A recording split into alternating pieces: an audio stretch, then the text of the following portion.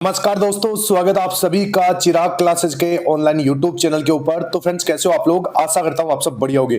तो फ्रेंड्स, जैसा कि आप सभी को पता है, एसएससी कांस्टेबल जीडी भर्ती 2026 के जो एग्जाम है वो यहां पर शुरू हो चुके हैं। और अगर आप देखोगे तो अब की बार इस बार बहुत यहां पर आपके परिवर्तन देखने को मिले हैं। जैसे आपका हिंदी है तो हिंदी में बहुत सारे टॉपिक नए ऐड कर दिए गए हैं। जैसे हिंदी के अंदर पत्राचार है, शब्दावली वगैरह है। तो आज का ये वीडियो पत्राचार के ऊपर रहेगा। शब्दावली वाला वीडियो मैंने बना दिया है, लगभग 150 के करीबन यहाँ पर शब्दावली रहेगी, तो आपको उनको एक बार देखना ही है। आप अगर देख लोगे तो भी आप बहुत सारे सवाल सही कर दोगे। तो यहां पर आज का ये वीडियो रहेगा हिंदी पत्राचार के ऊपर। मात्र एक वीडियो में हम जितने भी पत्राचार से रिलेटेड मोस्ट इंपोर्टेंट सवाल है वो मैं आपको इस वीडियो के अंदर करवाने वाला हूं। अगर आप ये वीडियो देखकर जाते हैं तो 5 में से 5 क्वेश्चन आप आराम से सही कर सकते हैं। आप सभी को बताऊंगा लगभग 5 सवाल यहां पर पूछे जा रहे हैं। तो अगर आप इस वीडियो को ध्यान से देख लेते तो एक भी सवाल आपका गलत नहीं होगा। लगभग 150 प्लस महत्वपूर्ण पत्राचार मैं आपको इस वीडियो के अंदर करवाने वाला हूं। तो ध्यान से इस वीडियो को देखिएगा और सपोर्ट कीजिएगा। वीडियो के नीचे आप सभी से निवेदन है, एक हाइप वाला बटन आपको देखने को मिल जाएगा। इस हाइप वाले बटन के ऊपर क्लिक करना है। लगभग 2 से 3 बार आप क्लिक कर सकते हैं, ठीक है। तो जो कैंडिडेट हाइप वाले बटन के ऊपर क्लिक करके कमेंट करता है तो मैं प्रत्येक बच्चे का रिप्लाई भी देता हूं। हाइप वाला बटन वीडियो के नीचे या फिर आपको कमेंट बॉक्स के अंदर अगर आप थोड़ा स्लाइड करोगे तो आपको देखने को मिल जाएगा, ठीक है। तो कमेंट कीजिएगा, प्रत्येक बच्चे को रिप्लाई मिलेगा। तो चलिए यहां पर आगे बढ़ते हैं और बात कर लेते हैं पत्राचार के बारे में। देखिए सवाल कैसे बनते हैं। तो यहां पर आपके सामने जैसे आपको एक सवाल दे दिया जाएगा कि भाई देश का सर्वोच्च कानून, तो इसको आपके सामने 4 ऑप्शन रहेंगे, जिसमें से एक ऑप्शन रहेगा संविधान, तो वो आपका सही हो जाएगा, ठीक है। इसके बाद में जैसे एक आएगा कानून बनाने वाली संस्था, ठीक है, तो इसमें ऑप्शन आपका सही हो जाएगा विधायिका या संसद। इस प्रकार के सवाल आते हैं। इसके बाद में जैसे कानून लागू करने वाली शाखा तो कार्यपालिका, ठीक है। न्याय देने वाली प्रणाली तो न्यायपालिका। इस प्रकार आपके सामने देखिए एक सवाल रहेगा जैसे न्याय देने वाली प्रणाली और उसके 4 ऑप्शन रहेंगे जैसे न्यायपालिका, कार्यपालिका, विधेयिका, ठीक है। तो अब यहां पर आपको पता होना चाहिए कि न्याय देने वाली प्रणाली होती है न्यायपालिका, ठीक है। इसके बाद में जैसे एक सवाल बनता है कि संसद द्वारा पारित कानून, तो इसको आप अधिनियम बोलते हैं। नागरिकों की जिम्मेदारी तो इसको हम कर्तव्य भी बोलते हैं, ठीक है। तो इस प्रकार के सवाल आ रहे हैं, ज्यादा घबराने की जरूरत नहीं है, ठीक है। आप एक बार इस वीडियो को ध्यान से देख लीजिएगा, आपके सारे सवाल एकदम सही हो जाएंगे। अभी देखिए संसद के सदन, तो देखिए संसद का निचला सदन। अब ये सवाल आ गया आपके सामने 4 अलग अलग ऑप्शन रहेंगे, उसमें से एक रहेगा आपका लोकसभा, तो लोकसभा आपका सही जवाब होगा। इसके बाद में संसद का ऊपरी सदन, यह लोकसभा से बड़ा माना जाता है तो इसको राज्यसभा बोला जाता है। इसके बाद में एक अगला यहां पर सवाल आता है, जैसे इस प्रकार का भी आ सकता है कि देश का संवैधानिक प्रमुख कौन होता है, तो आपको बताना है राष्ट्रपति। सरकार का प्रमुख तो प्रधानमंत्री। सरकार का सदस्य जो विशिष्ट विभाग संभालता है तो उसको मंत्री कहते हैं। तो इस प्रकार के सवाल आ रहे हैं, ठीक है। तो इनको एक बार देख लेना है। देखिए फ्रेंड्स, इस वीडियो को बनाने में बहुत मेहनत लगी है, तो वीडियो के नीचे एक आपको हाइप वाला बटन मिलेगा, इसके ऊपर जरूर क्लिक करना है। अभी देखिए अपराधों के प्रकार, इस प्रकार के भी सवाल पूछे जाते हैं। जैसे किसी की संपत्ति को बिना अनुमति लेना, तो इसको क्या बोलोगे? चोरी। तो चोरी इसमें आपका सही हो जाएगा। अभी देखिए समूह है, यानी जैसे दोस्तों या गैंग द्वारा की गई लूट को क्या कहते हैं, तो इसको आप डकैती बोल सकते हैं, ठीक है। छल से किसी को नुकसान पहुंचाना तो इसको धोखाधड़ी कहते हैं। किसी व्यक्ति को जबरन उठा ले जाना तो इसको अपहरण कहते हैं। अवैध लाभ के लिए दी गई धनराशि तो इसको रिश्वत कहते हैं। किसी की जान लेना तो इसको हत्या कहते हैं, ठीक है। देखिए मैंने इमेज भी आपके सामने रखी है ताकि आपको ये याद हो जाए। इसके बाद में अपराध, कानून के विरुद्ध किया गया कोई भी कार्य अपराध कहलाता है, ठीक है। तो ये सवाल इस प्रकार के आपके पूछे जा रहे हैं पत्राचार के अंदर। इसके बाद में देखिए आगे बढ़ते हैं।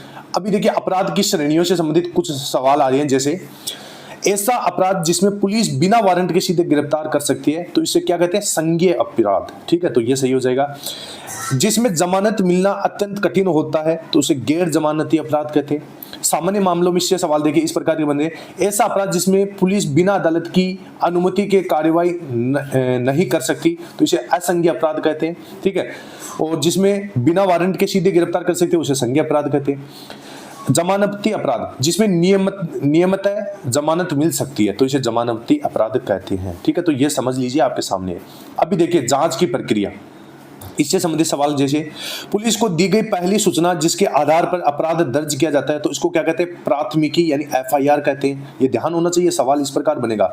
जैसे एक अगला सवाल ये भी बन सकता है, केस की जांच करने वाला नियुक्त अधिकारी तो जांच अधिकारी आईओ जिसे कहते हैं। इसके बाद में अधिकारी द्वारा लिखी गई दैनिक रिपोर्ट तो इसे केस डायरी प्रविष्टि कहते हैं। अपराध स्थल यानी क्राइम सीन पर घटना का विवरण तैयार करने वाला दस्तावेज तो इसे पुलिस पंचनामा कहते हैं। ठीक है, तो ये आपको याद होना चाहिए, हूबहू सवाल आपको देखने को मिलेगी। ठीक है, अभी देखिए जैसे गिरफ्तारी और हिरासत से संबंधित जितने भी आपके पत्राचार है वो आप देख लीजिए। जैसे किसी व्यक्ति को कानूनन हिरासत में लेना तो इसको गिरफ्तारी कहते हैं। आरोपी को पुलिस के पास या थाने में रखना तो इसे पुलिस हिरासत कहते हैं। आरोपी को अदालत के आदेश पर जेल में रखना तो इसे न्यायिक हिरासत कहते हैं, यानी जुडिशियल कस्टडी इसको ये भी बोल सकते हैं। आरोपी को रखने का कुल समय तो इसे हिरासत अवधि कहते हैं। गिरफ्तारी का लिखित रिकॉर्ड तो गिरफ्तारी मेमो कहते हैं। ठीक है, तो ये पत्राचार से संबंधित आपके सवाल इस प्रकार के आ रहे हैं। अभी देखिए एक सवाल यहाँ पर ये भी बन रहे हैं, जांच का अंतिम रिपोर्ट। ठीक है, इससे संबंधित क्या सवाल है, तो देखिए जांच का संपूर्ण विवरण तो इसको पुलिस रिपोर्ट कहते हैं। ठीक है, अभी देखिए जैसे साक्ष्य मिलने पर तो आपको देखिए जांच पूरी होने पर अदालत में दाखिल दस्तावेज जिसमें आरोपों का पूर्ण विवरण होता है तो इसे आरोप पत्र कहते हैं। एक सवाल ये भी है, जैसे साक्ष्य ना मिलने पर केस को बंद करने की अंतिम रिपोर्ट तो इसे क्लोजर रिपोर्ट कहते हैं। ठीक है, तो इस प्रकार के सवाल है। देखिए पढ़ने में एक बार थोड़े से अटपटे लग रहे हैं, लेकिन एक दो बार आप पढ़ोगे तो आराम से याद हो जाएंगे। ठीक है, इसके बाद में एक सवाल जैसे ये भी है, जो सीधे घटना को साबित करता हो तो प्रत्यक्ष साक्ष्य। ठीक है, डिजिटल मीडिया, वीडियो, ईमेल तो इसे इलेक्ट्रॉनिक साक्ष्य कहते हैं। जो परिस्थितियों के आधार पर अपराध की ओर संकेत करे तो इसे परिस्थितिजन्य साक्ष्य कहते हैं। इसके बाद में गवाह यानी साक्षी द्वारा अदालत में बोली गई जानकारी तो इसे मौखिक साक्ष्य कहते हैं। लिखित या रिकॉर्ड किए गए प्रमाण तो इसे दस्तावेजी साक्ष्य कहते हैं। अभी साक्ष्य किसे कहते हैं, तो देखिए अपराध को साबित करने के लिए प्रस्तुत प्रमाण साक्ष्य या साक्ष्य अधिनियम के तहत है। ठीक है, तो ये ध्यान रखना है। अभी इसे अलग अलग किस प्रकार के सवाल है ये मैंने बता दिए। इसके बाद में देखिए और आपके किस प्रकार के सवाल बनते हैं। देखिए ये जो भी सवाल है ये आए हुए हैं, ध्यान रखना, जो भी आपके सिमिलर एग्जाम है इनके अंदर पूछे गए हैं। वैज्ञानिक तरीके से साक्ष्यों की जांच जैसे सीआईडी में तो इसे फोरेंसिक जांच कहते हैं, ये ध्यान होना चाहिए। सटीक पहचान के लिए किया गया वैज्ञानिक परीक्षण तो इसे डीएनए परीक्षण कहते हैं। डॉक्टर द्वारा किया गया आधिकारिक प्रमाण तो इसे मेडिकल साक्ष्य कहते हैं। मृत्यु के कारण कारण की जांच करने वाली मेडिकल रिपोर्ट तो पोस्टमार्टम रिपोर्ट कहते हैं। उंगलियों के निशान जो घटनास्थल पर पहचान में काम आते हैं तो इसे फिंगरप्रिंट कहते हैं।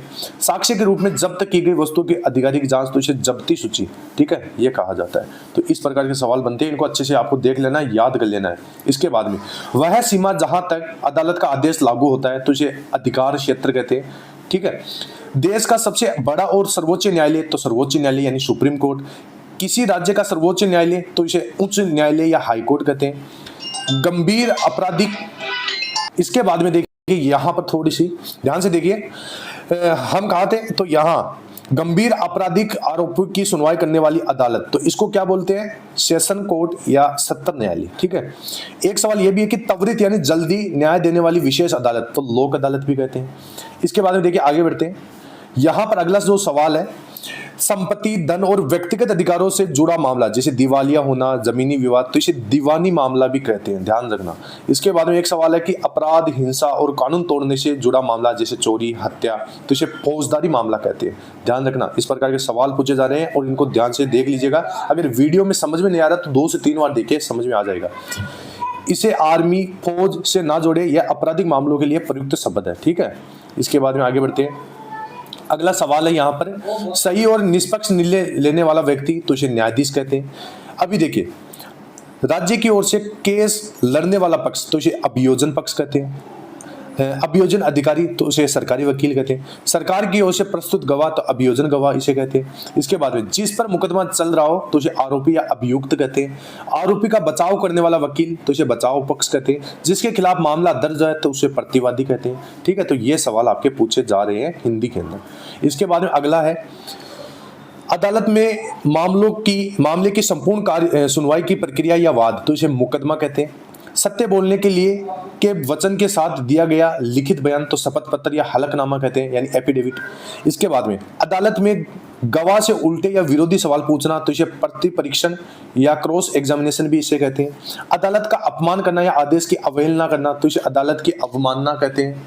इसके बाद देखिए आगे बढ़ते हैं, यहाँ पर देखिए अगला क्या है, किस प्रकार के सवाल बन रहे हैं। तो देखिए अदालत में उपस्थित होने का आधिकारिक बुलावा या आदेश तो इसे सम्मन कहते हैं। गिरफ्तारी या तलाशी करने का आधिकारिक आदेश तो इसे वारंट कहते हैं। किसी चल रही कार्यवाही के बीच में रोकने का आदेश तो इसे स्थगन आदेश कहते हैं।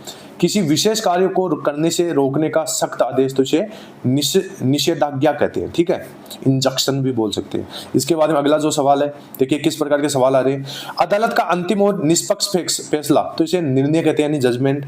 इसके बाद में वह व्यक्ति जिस पर अदालत में अपराध सिद्ध यानी साबित हो गया हो, इसके बाद सजा का निर्धारण होता है तो इसे दोषी कहते हैं, ठीक है। जिस पर आरोप सिद्ध ना हो और उसे सभी आरोपों से मुक्त कर दिया जाए तो इसे निर्दोष या बरी होना कहते हैं। इसके बाद में अगला सवाल देखते हैं। यहां पर अगला है आपका, देखिए किस प्रकार के सवाल है। अपराध की गंभीरता के अनुसार न्यायपालिका द्वारा दंड तय करना तो इसे सजा निर्धारण कहते हैं। इसके बाद में फांसी की सजा सबसे कठोर दंड तो इसे मृत्यु दंड कहते हैं। जीवन भर की जेल या उम्र कैद तो इसे आजीवन कारावास भी कहते हैं। जेल की सामान्य सजा तो इसे कारावास कहते हैं। नियमों के उल्लंघन पर पेशे के रूप में दी गई सजा तो इसे जुर्माना या आर्थिक दंड कहते हैं, ठीक है। अब देखिए यहाँ पर अगला जो सवाल बन रहा है वो भी आप देख लीजिए।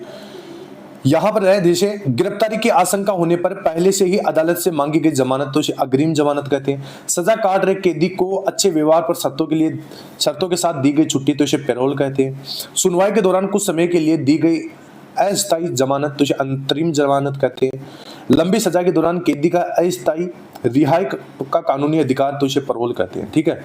तो ये आप देख सकते हैं। इसके बाद में आगे बढ़ते हैं। अब यहां पर देख सकते हैं, उसी अदालत में फैसले पर पुनर्विचार करने की आधिकारिक मांग तो इसे पुनर्विचार याचिका कहते हैं। उच्च अदालत द्वारा फैसले की कानूनी जांच के लिए आवेदन तो इसे न्यायिक समीक्षा याचिका कहते हैं। अगला है, जैसे उच्चतम न्यायालय की अपील करने की विशेष अनुमति मांगना तो इसे विशेष अनुमति याचिका भी कहते हैं। अगला सवाल देखिए क्या बनते हैं। अभी यहाँ पर देखिए, घटना की पहली पुलिस सूचना तो इसे एफआईआर कहते हैं। पुलिस की फाइनल चार्जशीट तो इसे आरोप पत्र कहते हैं। अदालत में उपस्थित होने का बुलावा तो इसे सम्मन कहते हैं। शपथ पर दिया गया लिखित बयान तो इसे हलफनामा कहते हैं। संपत्ति और धन का विवाद तो इसे दीवानी मामला कहते हैं। सरकार की ओर से केस लड़ने वाला तो अभियोजन पक्ष। आपराधिक मामला हत्या चोरी से संबंधित तो इसे फौजदारी मामला। बिना वारंट के गिरफ्तारी वाला गंभीर अपराध तो इसे संज्ञेय अपराध। हालात पर आधारित प्रमाण तो इसे परिस्थितिजन्य साक्ष्य कहते हैं। गिरफ्तारी से पहले की जमानत तो इसे अग्रिम जमानत कहते हैं। इन शब्दों को प्रक्रियाओं के क्रम में याद रखना है। देख लीजिए यहाँ पर मैंने सारी आपको जानकारी दे दी है। इसके बाद में यहाँ पर देखिए फ्रेंड्स, ये लगभग मैंने 150 के करीबन आपको यहाँ पर शब्द पत्राचार वाले बता दिए। अब आपको इनको ध्यान से देखना है, वीडियो को 2 से 3 बार देखना है और इसके साथ वीडियो के नीचे हाइप वाला बटन मिल जाएगा, इसके ऊपर आपको जरूर कमेंट क्लिक करना है। जो हाइप वाले बटन के ऊपर क्लिक करके कमेंट करेगा प्रत्येक बच्चे को रिप्लाई मिलेगा। इसके साथ हमारी एसएससी जीडी के एप्लीकेशन के ऊपर आपको 100 प्लस मॉक टेस्ट बिल्कुल फ्री के अंदर मिल जाएंगे 15 प्लस अलग अलग भाषाओं में, और जो लेटेस्ट पैटर्न उनके आधार के ऊपर आपको मॉक टेस्ट प्रीवियस ईयर के पेपर मिल जाएंगे। जो अभी आपके एग्जाम हुए हैं उनके आधार के ऊपर आपको यहाँ पर उनमें सवाल भी देखने को मिल जाएंगे। तो बिल्कुल फ्री है, आज जाके यहाँ पर आपको ज्वाइन कर लेना है। लिंक वीडियो के डिस्क्रिप्शन बॉक्स में दे रखा है। आई होप वीडियो अच्छा लगा होगा। फिर मिलते हैं नेक्स्ट वीडियो के अंदर, तब तक के लिए जय हिंद जय भारत।